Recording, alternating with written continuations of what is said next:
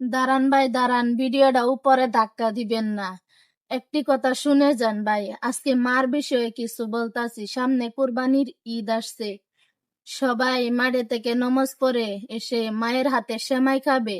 যার মা নাই সেই বুঝে মা ছাড়া কি যন্ত্রণা, মায়ের হাতে সে সেমাই খেতে পারবে না। পৃথিবীর সবাই আপনাকে ভালোবাসবে, কিন্তু মায়ের মতন কেউ ভালোবাসবে না। মা কোনোদিনও স্বার্থ দেখে ভালোবাসে না। আপনার আত্মীয় স্বজন কোন, ভাই বোন কোন, সবাই স্বার্থ দেখে ভালোবাসে। আপনার যদি টাকা পয়সা থাকে তাহলে আপনাকে ভালোবাসে, মা কখনো সেটা দেখে ভালোবাসে না। মা এমনই একজন, আপনি যদি নাও চলতে পারেন, আপনার যদি চোখ খুঁতা থাকে, হাতও খুঁতা থাকে, তাও মা কখনো আপনাকে ফেলে দিবে না। মার আঁচল তলে আপনাকে রাখবেই।